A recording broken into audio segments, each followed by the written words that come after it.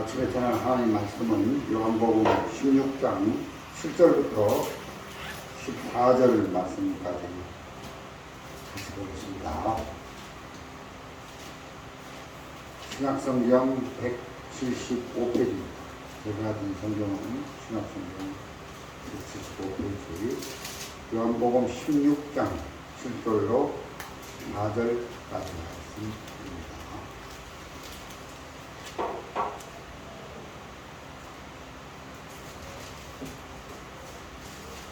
찾으셨으면 제가 읽어드리도록 하겠습니다. 그러나 내가 너희에게 실상을 말하노니 내가 떠나는 것이 너희에게 유익이라. 내가 떠나가지 아니하면 보혜사가 너희에게로 오시지 아니할 것이요 가면 내가 그를 너희에게로 보내리니 그가 와서 죄에 대하여 의에 대하여 심판에 대하여 세상을 책망하시리라.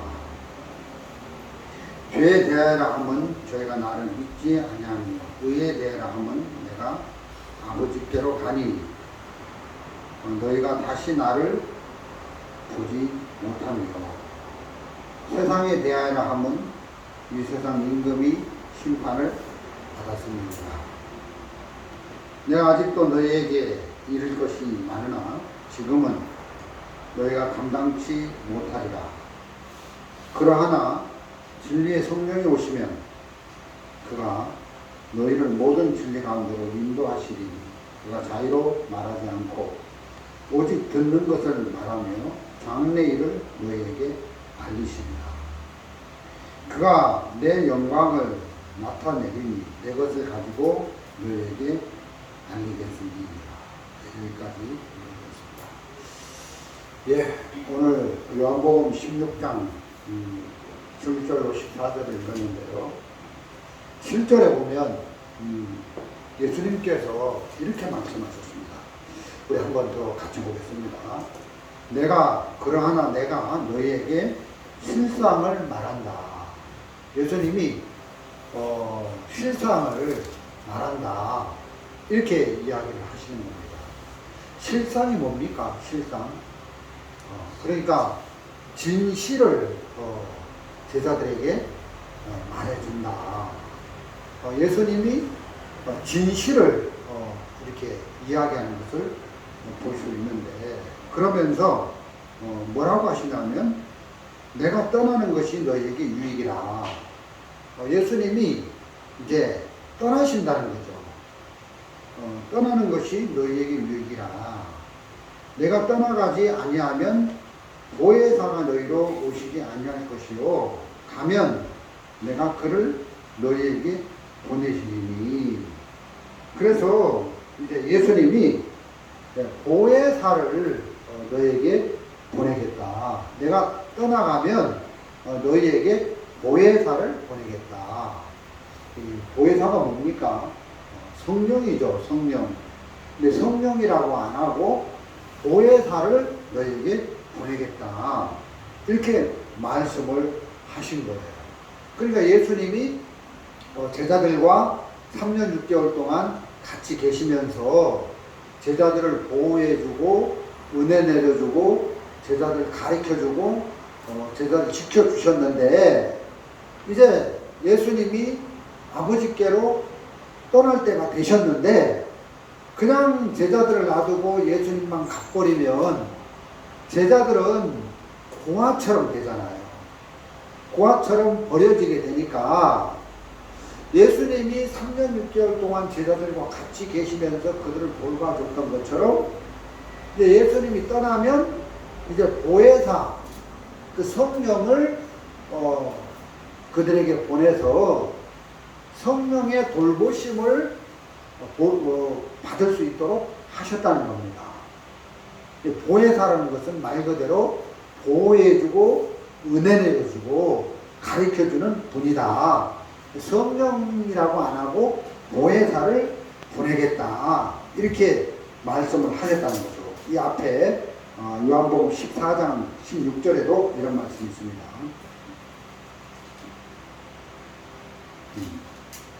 한번 읽어보겠습니다. 예, 16절. 내가 아버지께 구하겠으나 그가 또 다른 보혜사를 너희에게 주사 영원토록 너희와 함께 있게 하시리니. 자, 그가 또 예수님이죠. 예수님이 다른 보혜사를 보내사 내가 아버지께 구하겠으나 그가 또 하나님이 다른 보혜사를 너희에게 주사 영원토록 너희와 함께 있게 하시리니. 자, 예수님은 성령이에요. 성령이 예수님도 보혜사예요.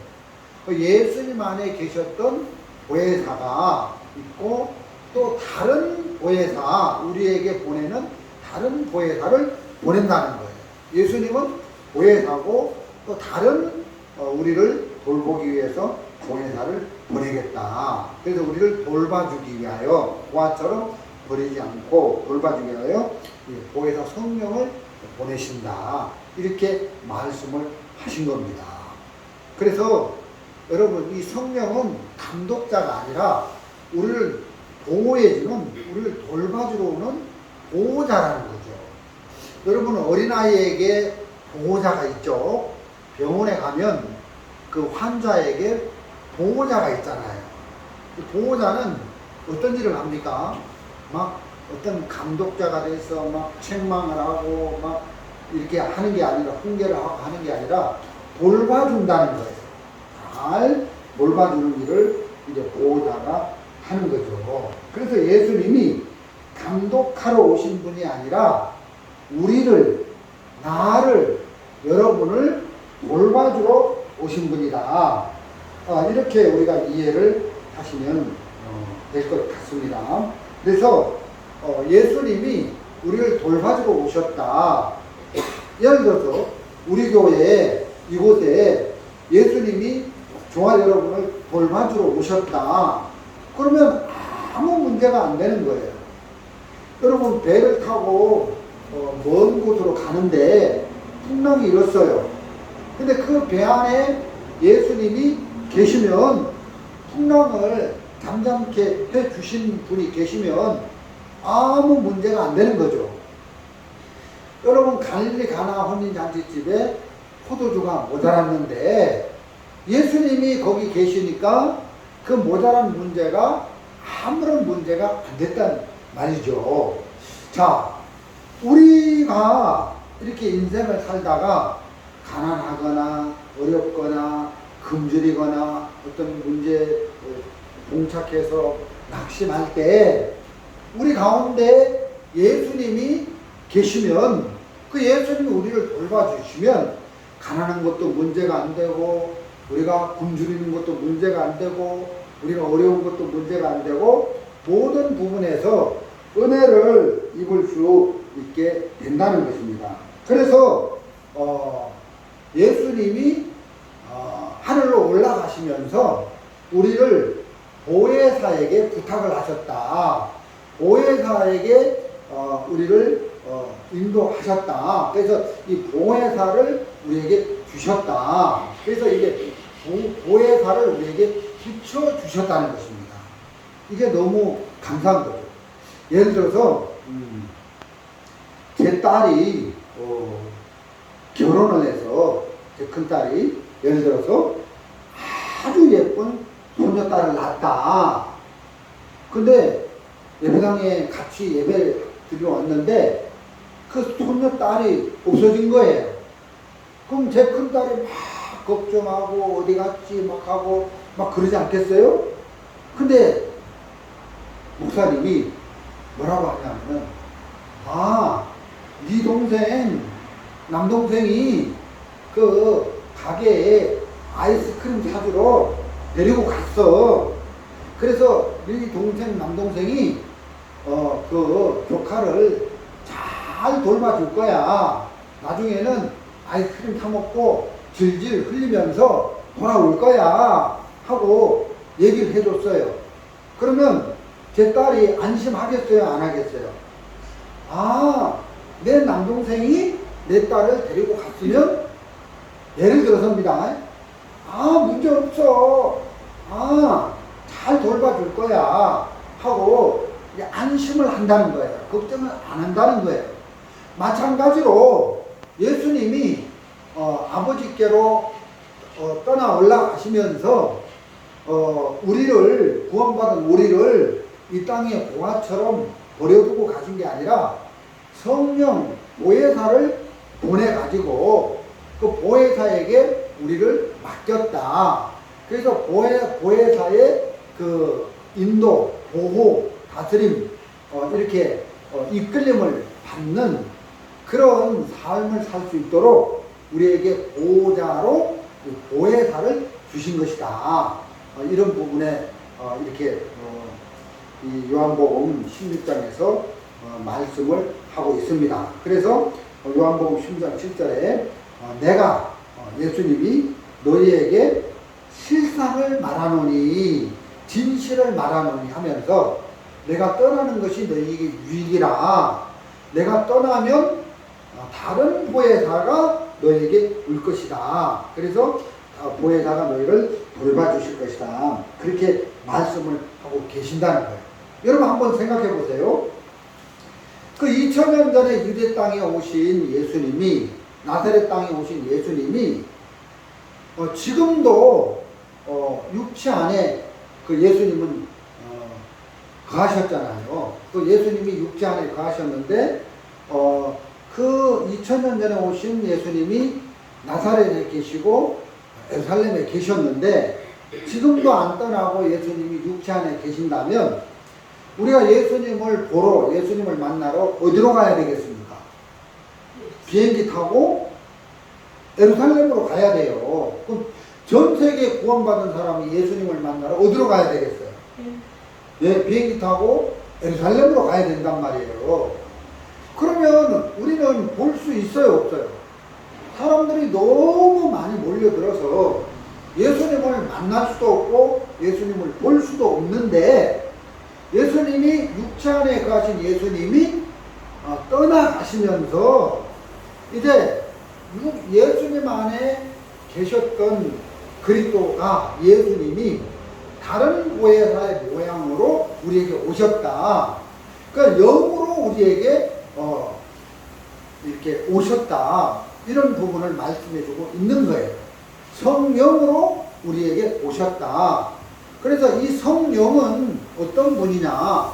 육체 안에 거하시는 분이 아니라 영으로 우리 안에 오셨기 때문에, 우리 마음 안에 오셨기 때문에 이 성령은 영적인 영인데, 하나님의 영인데 여러분 시간과 공간을 초월한다는 거예요.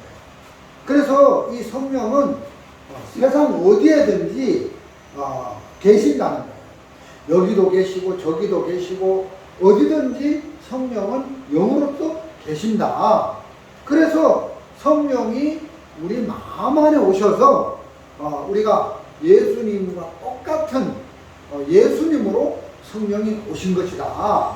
그러니까 예수님과 성령은 같은 일을 하시는 분이다. 같은 분이다. 이렇게 우리가 아시면 틀림없습니다. 그래서 하나님이 구원받은 우리를 돌봐주기 위하여, 보살펴주기 위하여 성령을 보내신 것이다. 근데 성령에게 우리를 맡겼다. 이렇게 말씀을 하고 있다는 거죠. 그래서 예수님이 관점은 이제 성령을 우리에게 보내서 우리를 돌봐주시는 거예요. 종을 보낸 게 아닙니다. 목사를 보낸 게 아닙니다. 성령을 보냈다는 거예요. 이렇게 우리 안에 이제 성령이 오셨다는 것입니다.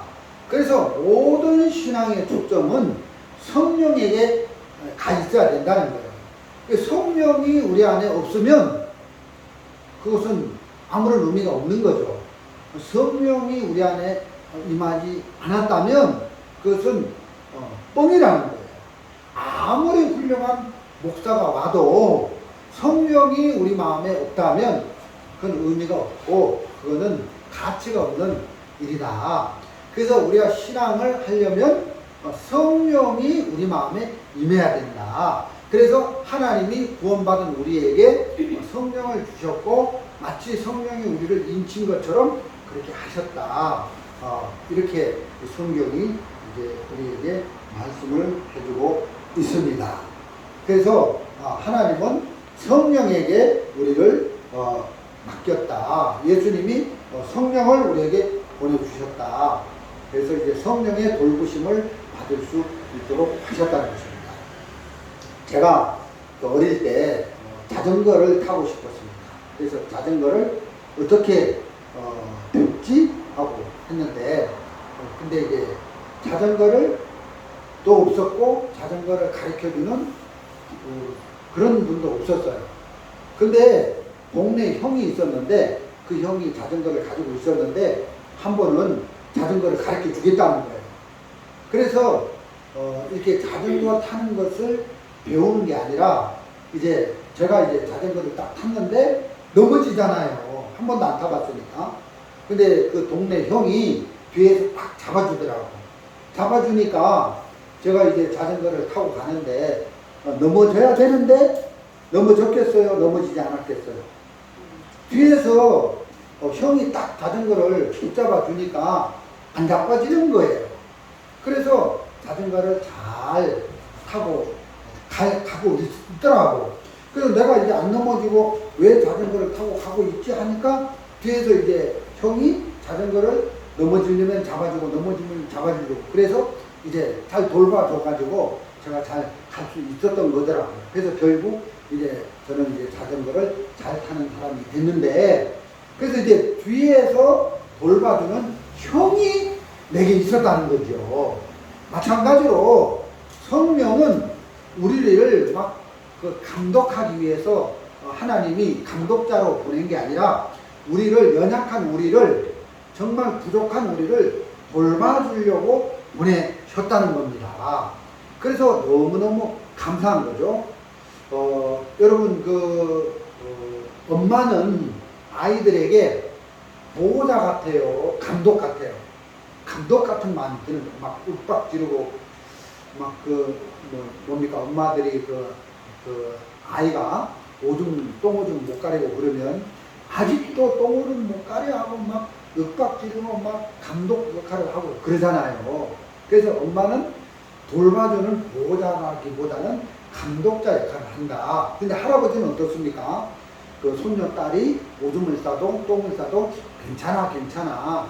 그리고 그 엄마, 그 딸을 혼내는 엄마에게 너는 어려서 더했어. 어느 때가 되면 다 똥오줌 가려. 해가지고 너그럽게 그 사랑으로 할아버지가 손녀딸을 돌봐주는 것처럼 성령이 그렇다는 겁니다. 성령은 우리의 연약함을 돌봐주는 거예요. 우리가 약해서 어떤 일을 잘 못하는데 마치 자전거를 탈 때 뒤에서 이렇게 돌봐주는 형이 있어서 안 넘어지고 잘 갈 수 있는 것처럼 성령이 그런 일을 하신다. 우리의 연약함을, 우리의 부족함을 돌봐주는 일을 하신다.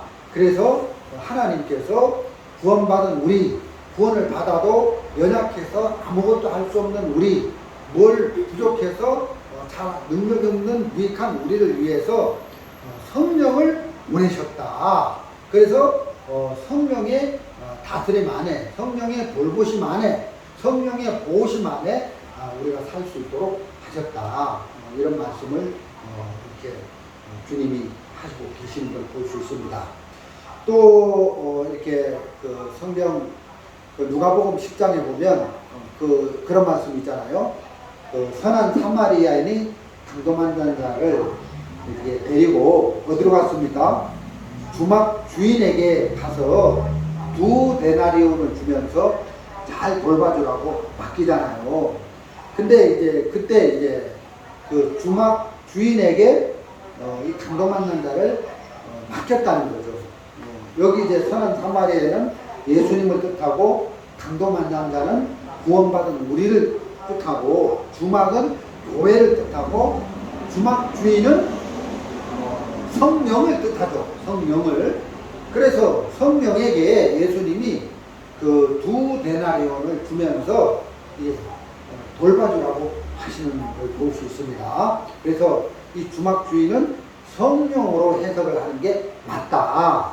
그래서 구원받은 우리를 하나님이 당신의 몸된 교회에 두셔서 성령의 돌보심을 받도록 하셨다. 그래서 성령으로 풀이를 하고 성령으로 해석을 하면 오해가 없고 그게 맞다. 근데 어떤 이제 잘못된 교단에서는 이 성령으로 해석을 하는 게 아니라 뭘로 해석을 하냐면은 종을 주셨다.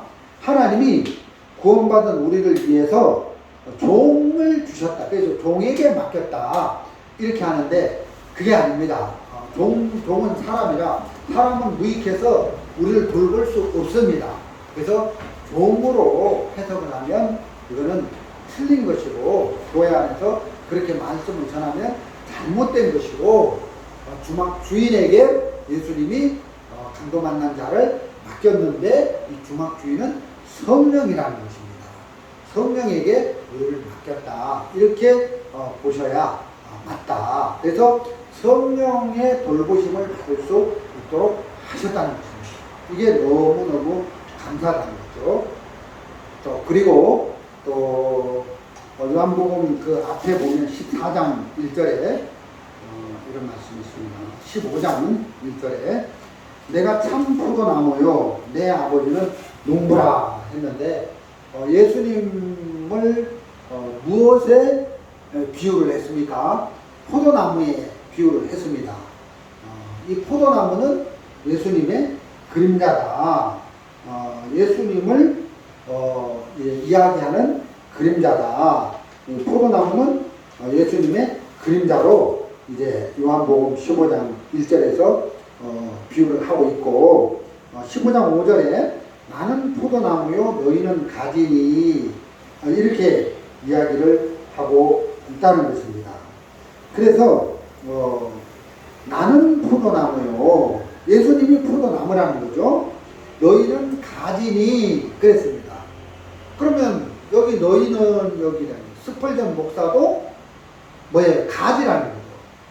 이 황 목사도 가지라는 거죠. 여러분들도 뭐예요? 가지예요. 여러분 이 가지가 포도나무 대신 예수님 포도나무에서 끊어지면 떨어지면 말라버리고 죽어버리고 시드는 거죠. 사람들이 그래요. 예.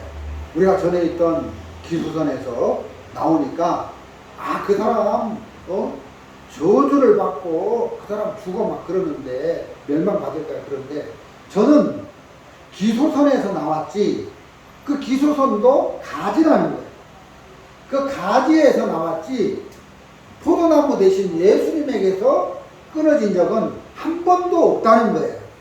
예수님에게서 끊어져야 가지가 포도나무에서 끊어져야 말라버리고 저주를 받는데 저는 구원받고 나서 이 포도나무이신 예수님에게서 끊어진 적은 한 번도 없어요. 그렇기 때문에 말을 일도 없고 저주를 받을 일도 없고 멸망을 받을 일도 없다는 거죠. 그래서 이 포도나무 대신 예수님 다른 말로 하면 보혜사 성령 예수님 같은 이야기니까 성령에게서 끊어진 적은 한 번도 없다. 성령에게서 떨어진 적은 없다. 그런 의미로 예수님을 우리가 이해하시면 될 것 같고 골로새서 2장 19절에도 이런 말씀이 있습니다. 골로새서 에베소서 그 다음에 골로새서 2장 19절에 이렇게 되어 있습니다. 머리를 붙들지 아니하는지라 온몸이 머리로 말미암아 마디와 힘줄로 공급함을 얻고 연합하여 하나님이 자라게 하심으로 자라느니라. 여기 보니까 머리를 붙들지 아니하는지라 했는데 여러분 교회의 머리 되신 분이 누굽니까? 예수님이에요. 이 머리는 예수님이에요. 여러분 포도나무는 예수님이고 머리는 예수님인데 여러분 신앙을 하려면 머리를 붙들어야 된다는 거예요.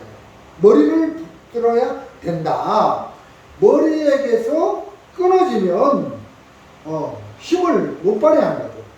내가 자랑할 수 있는 거나 내가 능력을 행할 수 있는 거나 내가 어떤 것을 이렇게 할 수 있는 것은 머리를 붙들 때 그게 가능하다는 거예요. 머리, 예수님을 붙들 때 성령이 우리 안에 딱 들어와서 성령에 붙잡힐 때 우리가 신앙이 자라날 수도 있고 우리가 능력을 행할 수도 있고 우리가 뭘 이렇게 할 수 있는 것이지, 성령에게서 끊어지면 우리는 아무것도 할 수가 없다.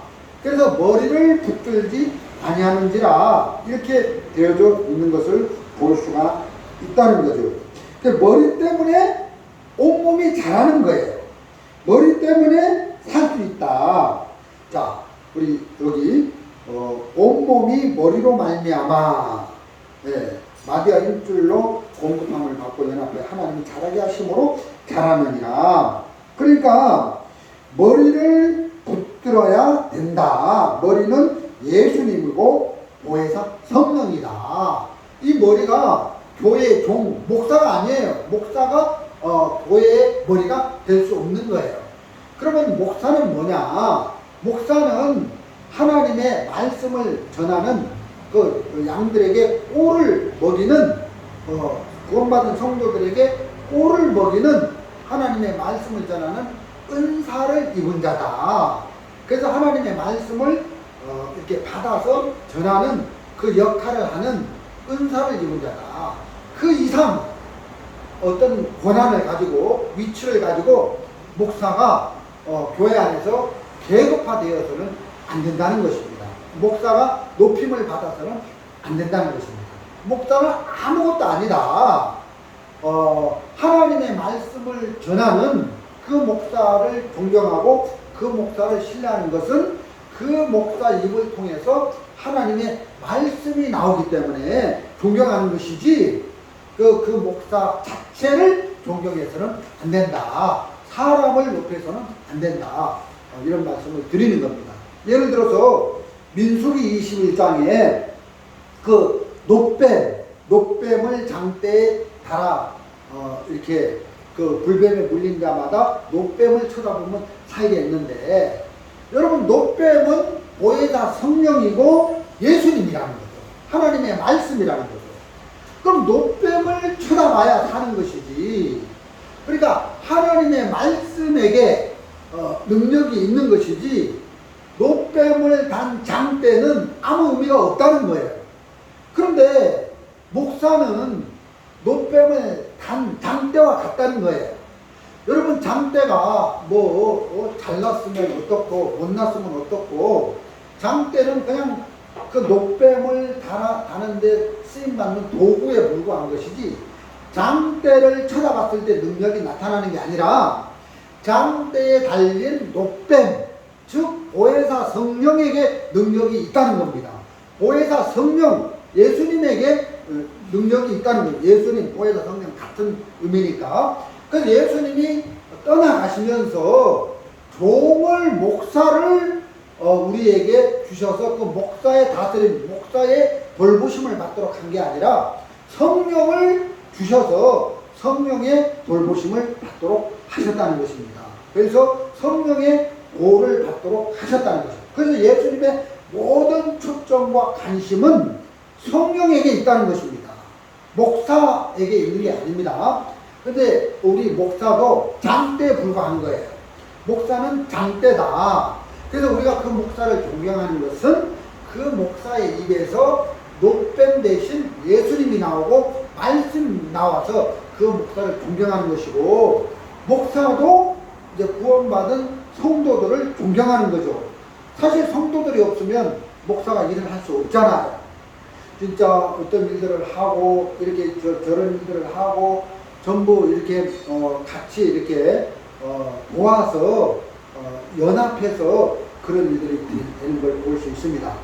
우리가 어제는 그 청도 우리 살 집에, 시골집에 가서 우리 구원받은 가족들이 같이 연합해서 일들을 했는데, 도배도 하고 이렇게 청소도 하고 했는데, 저 혼자 가서 그 일을 하려면 몸살 날 거예요. 안 되잖아요. 구원받은 가족들이 같이 가서 이렇게 저를 도와주니까 그런 일들을 할 수 있기 때문에 저는 구원받은 우리 가족들을 보면 막 존경스럽다는 것, 좀 말이 좀 이상합니다만은 가족들을 보면 참 귀하다 이런 마음이 드는 겁니다.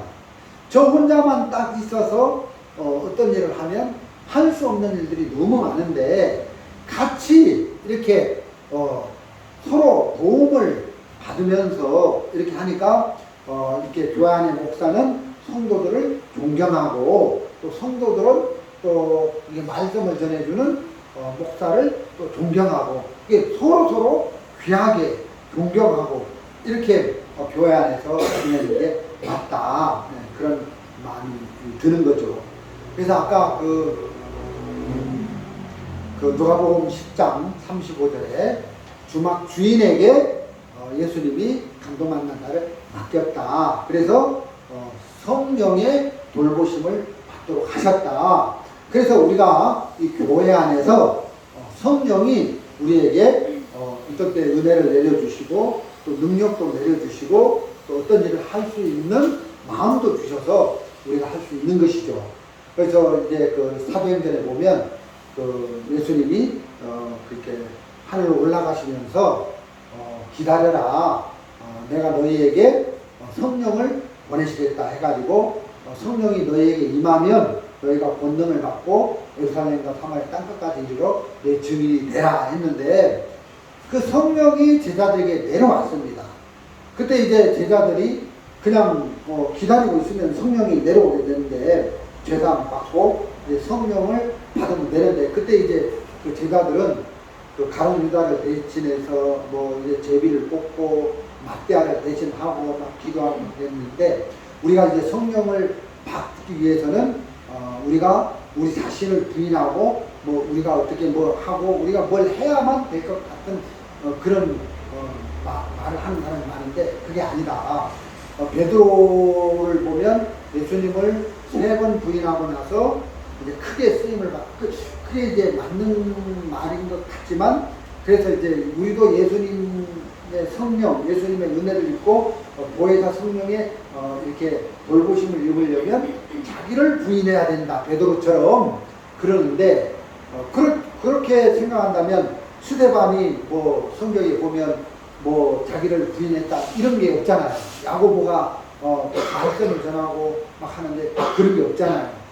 근데 이제 그게 아니라 그냥 우리가 죄사함을 받았으면 하나님이 약속대로 예수님 올라가시면서 약속한 성령을 제자들에게 부어줬던 것처럼 우리의 모습과 상관없이 성령을 연약한 우리에게 부어주시는 거예요. 그래서 성령의 돌보심을 받도록 하셨다. 그래서 우리에게는 성령이 계신다. 그래서 모든 신앙의 초점은 성령에게 둬서 신앙을 할 수 있도록 하셨다. 그 성령에게 초점을 주셨고 성령의 능력을 주셨다. 그러면 하나님이 우리에게 성령을 주셨는데 성령이 구체적으로 우리에게 어떤 일을 하는지 그런 부분을 우리가 알 필요가 있죠. 그래서 로마서에 보면 로마서 8장을 한번 보겠습니다. 로마서 8장 16절입니다. 16절 무릇 하나님의 영으로 인도함을 받는 그들은 곧 하나님의 아들이라 이런 말씀이 있습니다. 이런 말씀이 있고 또 16절 14장 14절이거든요. 16절 성령이 친히 우리 영으로 더불어 우리가 하나님의 자녀인 것을 증거하시나니 자 성령이 우리 안에 오셔서 성령이 일을 하는데 뭐 여러 가지 있지만 성령이 우리 영으로 더불어 우리 영에게 말씀을 하신다는 거예요. 우리가 하나님의 자녀다. 너 황영성 목사 너 하나님의 자녀다. 이렇게 말씀해 주신다는 우리 영에게 우리 영으로 더불어 말씀해 주신다는 거예요. 이게 무슨 의미냐? 야 황영성 목사 네가 예수님의 피로 죄를 씻었다면 넌 의인이야. 넌 온전한 사람이야.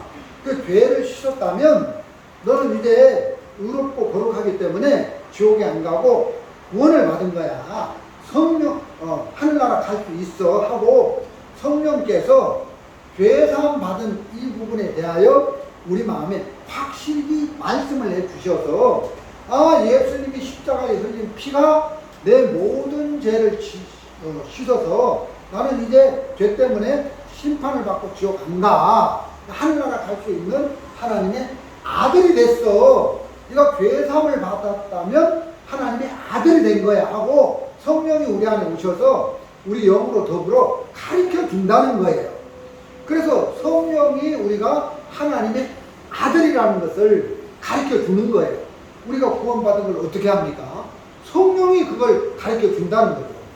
어떤 교회에서 우리가 지난 어떤 단체에서는 목사가 너 구원받았어. 그러면 내가 구원받았고 목사의 말에 의해서 구원받고 구원 안 받고 결정되는 게 아니라 성령께서 우리 안에서 우리 영으로 더불어 말씀을 하신다는 거예요. 우리 영으로 더불어. 그러면 우리 영도 구원받은 우리 영도 내가 구원받는 걸 안다는 거예요. 그래서 성령도 우리 영으로 더불어 같이 우리가 구원을 받고 하나님의 아들이 됐다. 하나님의 딸이 됐다. 이렇게 증거하신다는 거예요. 여러분 우리가 하나님의 딸이다, 아들이다, 자녀다. 이 말은 정말 쉬운 말 같아도 쉬운 말이 아닙니다.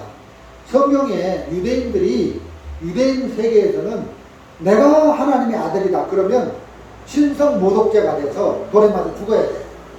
예수님이 십자가에 못 박힌 것은 그 당시 종교 지도자들, 그 제사장, 사두개인, 바리새인, 율법자 이런 사람들이 자칭 하나님의 아들이라 한다.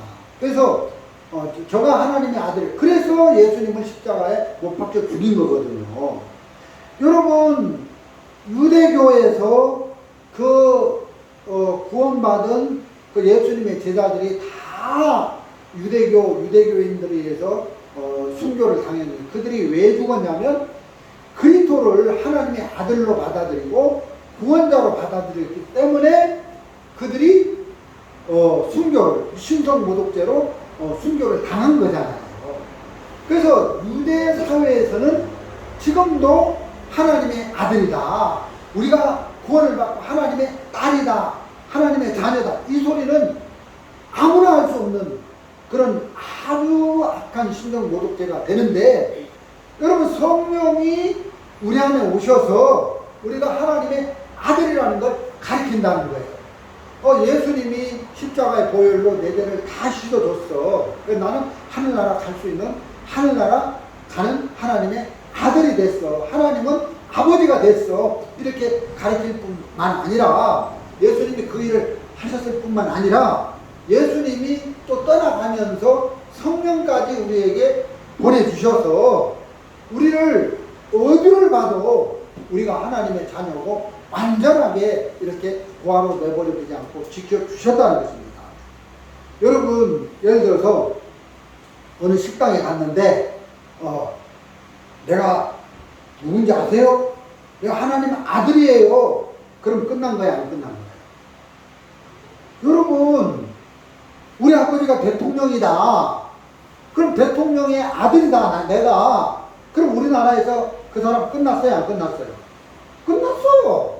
끝났다는 말이 뭐 좋게 해석을 하십시오. 모든 것이 다 가능하게 된다는 거죠. 옛날에 이승만 정권 때 어떤 사람이 자기가 가짜 이승만 아들로 행세를 한 거예요. 그 경찰서장한테 가가지고 내가 이승만의 아들입니다. 그러니까 경찰서장이 엄청 이제 서포트를 한 거죠. 그 가짜 아들인데 여러분 대통령의 아들로 태어나도 게임 끝났다. 그 사람 보호하고 자식 알 것도 없어요. 모든 것이 다 이제 갖추어지잖아요.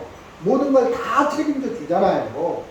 예수님이 우리를 위하여 십자가에 피흘려 죽으셔서 하나님의 아들로 만드셔서 우리를 이제 그 성령을 보내가지고 우리를 돌봐주게 하셨는데, 이제 더 이상 우리가 우리를 위해서 뭘 할 게 없도록 완전하게 우리를 보호하시고 지키셨다. 이게 너무 감사하다는 거죠. 그래서 14절을 무릇 하나님의 영으로 인도함을 받는 그들은 곧 하나님의 아들이라.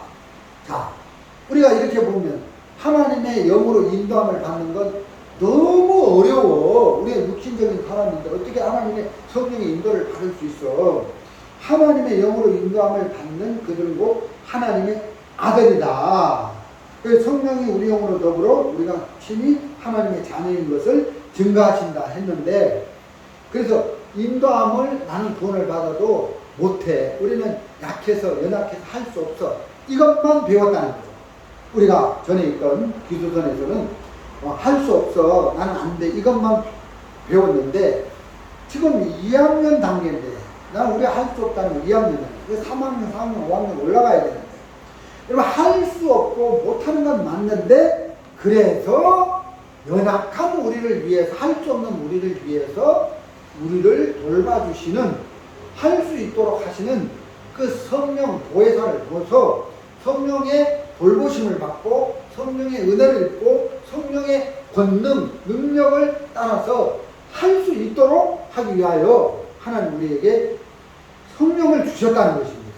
그래서 우리가 할 수 없다, 여기에 매몰르면 안 되고, 그 성령이 우리에게 오셨다, 성령을 우리에게 주셨다. 그래서 성령의 인도를 받는 것은 어려운 게 아니에요. 우리는 막 성령의 인도를 받는 걸 막 고차원적으로 생각하는데, 여러분 우리가 전에 있던 단체에서는 어떻게 배웠습니까? 너희들은 구원을 받아도 성령의 인도를 받을 수 없어. 그러니까 종의 인도를 받아야 돼. 목사의 인도를 받아야 돼. 그가 아니라는 거죠. 그러면 의문이 생기는 두 번째, 아니 성령의 인도를 받을 수 없는 그런 육신적인 사람이라면 그런 걸 알면서 하나님이 성령을 우리에게 왜 주셨냐는 거예요. 성령의 인도를 받는 건 신령한 사람들만 받을 수 있다, 목사들 같이. 그러면 성령을 우리에게 주실 필요가 없다는 거예요. 그래서 성령의 인도를 받는 것은 어렵기 때문에 성령의 인도를 못 받는다, 이게 아니라 쉽다는 거예요. 성령의 인도를 받는 건 너무 쉽기 때문에 하나님 우리에게 성령을 주셨다는 거죠. 예를 들어서 우리 아들이 자기 누나 딸을, 조카 딸을 데리고 그 딸을 인도하는 거예요.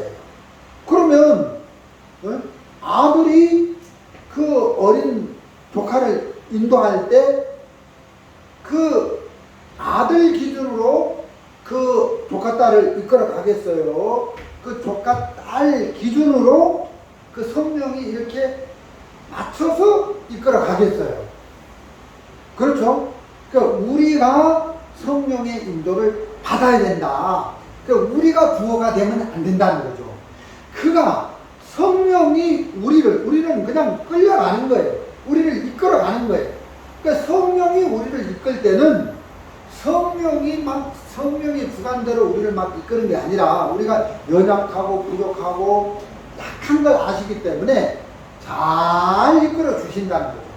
그래서 우리가 이끌림을 받는 게 아니고 주체가 우리가 아니라 성령이 우리를 돌봐주신다, 우리를 이끌어 주신다. 그러니까 성령의 인도를 받는 것은 쉽다는 것입니다. 사랑으로 불쌍히 여겨서 이끌어 준다는 겁니다. 여러분 강도 만난 자를 예수님이 이끌 때 그 강도 만난 자는 연약하기 때문에 예수님이 그 연약한 강도 만난 자 편에서 이끌어 주신다는 것입니다. 주막 주인 성령이 이 강도 만난 자를 이끌 때도 성령이 이 연약한 강도 만난 자를 이끌어 주시는 거예요. 그래서 26절에 보면 이와 같이 성령도 우리 연약함을 도우시나니 우리가 마땅히 빌 바를 알지 못하나 오직 성령이 말할 수 없는 탄식으로 우리를 위하여 친히 간구하시느니라. 자, 이와 같이 성령도 우리 연약함을 도우시나니 성령이 우리를 위해서 기도한다는 거예요. 어떻게? 저 황용성 목사는 구원을 받아도 맹탕입니다. 아무 능력이 없습니다. 약합니다. 무익합니다. 구원을 받아도 육신의 소욕을 이길 수 없고 육신의 소욕에 이끌릴 수밖에 없는 그런 무익한 인간인데 하나님이 저 황용석 목사를 한순간도 놓지 말고 딱 잡아서 이끌어 주십시오. 안 그러면 죄에 빠지고 안 그러면 어둠에 빠지고 자빠지고 넘어지는 그런 무익한 인간입니다 하고 성령이 우리가 할 수 없고 무익하다는 것을 아셔가지고 하나님 앞에 기도를 한다는 거예요. 그러면 예수님이 올라가시면서 보혜사 성령을 우리에게 주셔서 성령의 돌보심을 받고 성령의 이끌림을 받도록 하셨는데 성령의 이끌림을 받는 것이 어렵겠느냐? 쉽겠느냐? 쉽다는 거예요. 성령의 이끌림을 받는 것은 아주 쉽다는 거예요. 그래서 성령을 우리에게 주신 것이지 우리가 기소선에 있을 때 너희들은 성령의 인도를 받을 수 없어. 성령은 고차원적으로 신령한 목사님들이라 받는 거야. 그래서 성령의 인도를 잘 받는 그런 훌륭한 목사에게 가서 그 목사의 인도를 받아야 돼. 우리 잘못 배웠다는 거예요. 그래서 목사의 인도를 받아야 된다는 여기만 중점적으로 배웠지 성령의 인도를 배워야 된다. 받아야 된다. 성령의 인도를 어떻게 받는가? 이 부분에 대해서는 들어본 적도 없고 배워본 적도 없는데 잘못된 신앙을 했다는 것입니다. 그래서 우리가 성경에서 지금 예수님이 구원받은 우리를 목사에게 돌보심, 목사에게 이끌림을 받도록 한 게 아니라 성령에게 돌보심을 받고 성령에게 이끌림을 받도록 했다. 그래서 성령의 이끌림을 받는 것은 쉽다. 이런 말씀을 드리고 우리가 갈라디아서 5장에도 그런 말씀이 있습니다. 갈라디아서 5장을 한번 보겠습니다. 갈라디아서 5장에 보면 이런 말씀이 있습니다. 5장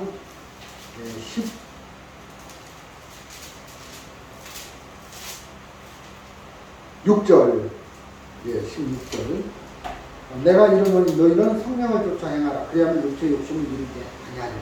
17절 육체의 소욕은 하고 육체의 소욕이다. 또 육체의 소욕은 성령을 거스리고 성령의 소욕은 육체를 거스리니 이 둘이 서로 대적함으로 너희 원하는 것을 하지 못하게 하려 함이라. 이런 말씀이 있는데 육체의 소욕은 성령을 거스린다는 거예요.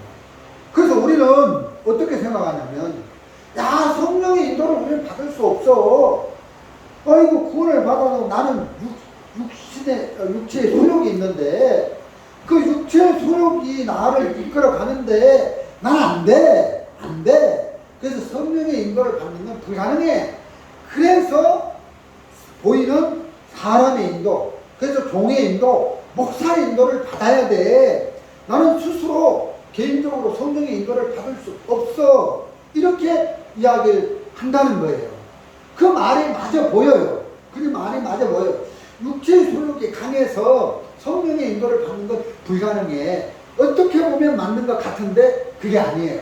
자, 그 뒤에 보면 성령을 거스려. 육체의 소욕은 성령을 거스린다. 그래서 이거는 우리가 인정을 해요. 육체의 소욕, 구원을 받아도 육체의 소욕이 너무 크다. 욕심, 탐심 이런 게 너무 커서 안 된다. 이거는 인정을 하는데 그 뒤에 성령의 소욕은 육체를 거스리니 성령의 소욕이 육체를 거스려 준다는 거예요. 그래서 우리가 삶 속에서 이걸 아셔야 되는데 실질적으로 보면 육체의 소욕보다 성령의 소욕이 더 강하다는 거예요. 그래서 성령의 소욕이 우리의 육체의 소욕을 잠재울 때가 있다는 겁니다. 그러니까 육체의 소욕을 꺾어줄 때가 있다는 겁니다. 그러니까 저도 구원을 받고 나서 술도 못 끊고 담배도 못 끊고 그렇게 살았는데 어떻게 제가 술에서 벗어났고 담배에서 벗어났습니까? 그건 성령의 소욕이 나를 담배에서 벗어나게 했고 술에서 벗어나게 했다는 겁니다. 제가 구원받고 사귀던 아가씨들이 구원받기 전에 많았는데 막 전화가 와서 연애를 걸고 막 술 마시러 가득하고 나이트클럽에 춤추러 가득하고 진짜 막 이쁜 여자들 잘난 여자들 많았는데 그 여자들이 나를 계속 유혹하는데 그 어떤 성적인 유혹에서 어떻게 벗어나는지 아십니까? 그 육신의 소욕에 이끌려야 되는데 난 구원을 받았어. 내 안에 예수님이 계셔. 성령 보혜사가 계셔. 이 보혜사 성령이 내 육신의 소욕을 잠재워 줄 거야 하고 그 성령이 나를 잠재워 주시니까 정말 그 어떤 성적인 유혹에서 벗어나고 어떤 그렇게 되는 거잖아요. 저도 요즘 이렇게 나와서 살다 보면 우리가 정말 기도전에 있을 때 아무것도 가진 게 없었는데 나와서 맹탕이잖아요. 돈을 벌고 싶은 거예요. 용역 가면 하루에 뭐 15만 원도 벌고 14만 원도 벌고 뭐 18만 원도 벌고 막 그러잖아요. 그럼 뭐 열흘만 가면 막 15만 원에서 150만 원 막 소욕이 일어나는 거예요. 야, 내가 오늘 일 가면 돈 벌 수 있는데, 근데 성령께서 그 소욕만을 따라 살게 안 하고 마음을 딱 꺾어주는 거예요. 마음을 딱 낮춰주는 거예요. 마음을 딱 잡아주는 거예요. 그래서 성령의 소욕이 내 마음을 딱 이렇게 다스려 줄 때 잡힌다는 거예요. 그래서 우리 삶 속에 이런 성령의 소욕이 더 강하다. 그래서 보이지 않는 영으로 계시는 그 성령이 우리 마음 안에 오셔서 우리를 이렇게 이끌고 있다. 그래서 우리가 죄에서 건짐을 받고 우리가 이 타락한 삶에서 벗어나서 이렇게 살 수 있는 이런 은혜를 있게 된다는 것입니다. 오늘 읽은 요한복음 16장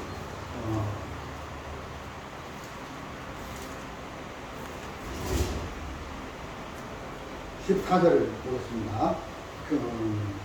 13절 그러나 진리의 성령이 오시면 그가 너희를 모든 진리 가운데로 인도하시리니 그가 자유로 말하지 않고 오직 듣는 것을 말하시며 장은의 일을 너희에게 알리시리니 14절 그가 내 영광을 나타내리니 내 것을 가지고 너희에게 알리겠습니다.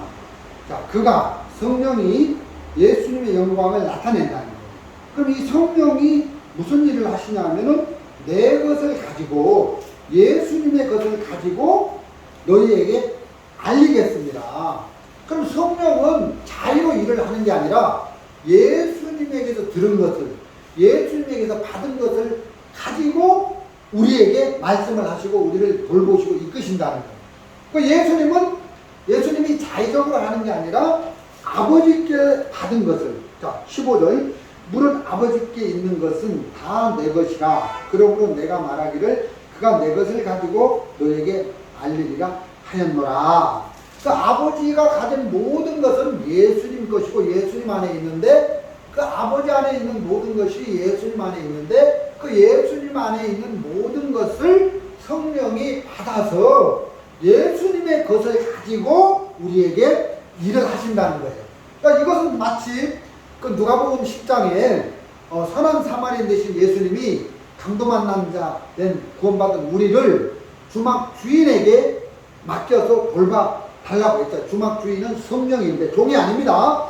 어떤 이상한 교단에서는 이 주막 주인을 목사다. 그래서 목사에게 우리를 맡겼다. 목사는 아무 능력이 없습니다. 우리를 돌봐줄 능력이 없습니다. 성령에게 있습니다. 그래서 사도행전 1장 18절에 성령 1장 8절에 성령이 너희에게 있으면 너희가 권능을 받고 성령에게 능력이 있고 권능이 있는 것이지 목사에게는 아무런 권능이 없습니다.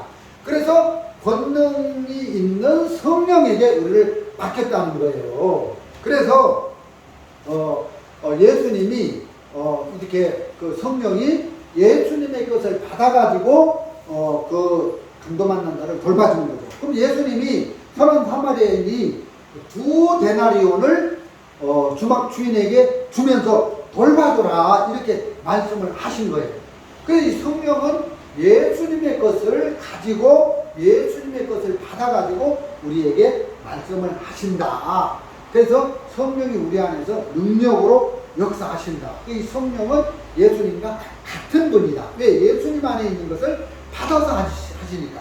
성령 이코로 예수님이다. 예수님 이코로 성령이다. 그렇게 말씀을 하시면, 그렇게 이해를 하시면 맞다는 것입니다. 그래서 성령이 우리 안에 계신다. 그래서 성령의 다스림을, 성령의 인도를 받는 게 참된 신앙이다. 그래서 우리가 이렇게 성령이 인도를 받는 것은 쉽다. 그래서 저도 이렇게 지내다 보면 제가 지금 이 자리에 서서 말씀을 전할 수 있는 그런 사람이 아니에요. 저는 진짜 내성적이고 웅하는 사람이고 어떤 생각에 갇혀서 어떤 이렇게 딱 이렇게 감옥소에 갇히는 아주 그런 사람인데, 진짜 내성적인 사람이라 이렇게 남들 앞에서 말을 할 줄 모르는 사람인데, 저는 배운 것도 없고 그런데 성령께서 구원을 받고 나서 어떤 때는 담대함을 주시고 말씀을 전할 수 있도록 하시는 거예요. 정말 우리가 기소선에서 나왔는데 하나님께서 제게 교회할 마음을 주시고 또 이렇게 은혜를 입을 수 있도록 하셨는데, 하나님이 제게 말씀하시는 것 같아요. 두 가지를 말씀하시는데, 무작정 나왔는데 어떻게 살래? 믿음으로 합니다. 하나님의 은혜를 입어서 삽니다. 그러면 왜 사나? 구원 받았는데 에베소서 1장 6절에 보면 그 은혜의 영광을 찬미하게 하려 하십니다 했는데, 하나님은 찬미하게, 그럼 예배를 드리자. 그래서 두 가지를 하나님은 내게 말씀해 주시더라고요. 그래서 이제 어떻게 사냐는 육신에 관한 의식주에 관한 문제고, 왜 사냐는 영적인 신앙에 관한 문제인데, 그래서 하나님의 은혜를 입어서 믿음으로 살고 육신적인 문제에 대해서는, 또 영적인 문제에서는 하나님을 찬미하고, 그럼 예배를 드려야 되겠구나. 그럼 예배당을 얻자. 예배당을 얻어가지고 우리 가족들이 또 아내하고 또 아들하고 딸들하고 이렇게 예배를 드리기 시작하면서 이 교회가 됐는데, 사실 알고 보면 기소선에 나와서 지금까지 성령이 나를 이렇게 이끌어 주셨다, 이만이 드는 거예요. 그래서 성령이 어떤 때는 나를 이끌어서 복음도 전하게 하고 교제도 하게 하고, 또 성령이 우리를 이끌어서 또 재림의 주를 맞이하기 위해서 환난 때를 준비하기 위해서 산을 준비하고 장막터를 준비하고, 이런 모든 일들을 하나님의 성령께서 인도해 주셨다. 그리고 기도선에서 배울 수 없는 재림의 주를 배우고, 또 미래에 되어질 일들을 또 이렇게 알게 하고, 요한 사도에게 성령이 반모섬에서 요한 사도에게 임해가지고 그 성령의 능력으로 요한이 이렇게 요한 계시록을 쓰면서 영원한 세계까지 다 성령이 그 미래에 될 일을 요한에게 보여주셨잖아요. 그럼 성령께서 우리에게 임하셔가지고 그 요한이 그 성령으로 기록한 이 요한계시록을 우리도 그 읽을 때 깨닫게 하셔서 미래를 알게 하셔서 준비케 하시는 이런 은혜를 입을 수 있도록 하셨다는 것입니다. 그래서 성령은 예수님의 것을 받아서 우리에게 전하시는 분이다. 이렇게 말씀을 드릴 수 있고요. 또 8절에 보면 이런 말씀이 있습니다. 그가 와서 죄에 대하여, 성령이 하시는 일이 죄에 대하여 말씀을 하신다는 거예요. 죄가 뭡니까? 복음서에 보면 가나안 여인이 예수님 바리새인 집에 계셨는데 그 소문을 알고 이제 예수님을 만나러 초대도 안 받았는데 들어왔잖아요. 근데 이 가나안 여인, 그 동네에서 추한 죄인으로 여기는 이런 죄인인 가나안 여자는 저 예수님이 내 모든 죄를 씻어주셨다. 그래서 저 예수님이 나를 죄에서 구원하셨다. 저 예수님은 나를 죄에서 구원하는 구원자다. 메시아다. 주님이다. 그걸 발견한 거예요. 근데 바리새인은 예수님을 초대하셨으면서도 그 바리새인의 죄를 씻어주신 예수님을 메시아로 받아들이지 않는 거죠. 그래서 죄에 대하여 함은 나를 믿지 않는다. 여기 그가 왔죠. 그가 와서 내 죄에 대하여라 이렇게 했는데 9절에 죄에 대하여 하면 저희가 나를 믿지 아니합니다. 그러니까 예수님이 세상의 모든 죄는 사람이 지은 모든 죄는 사하심이 있어요. 그래서 예수님이 우리가 지은 모든 죄를 다 짊어지고 십자가에 대신 죽으셔서 이제 세상에는 죄가 존재하지 않아요. 다만 무슨 죄가 존재합니까? 믿지 않는 죄가 존재할 뿐이에요.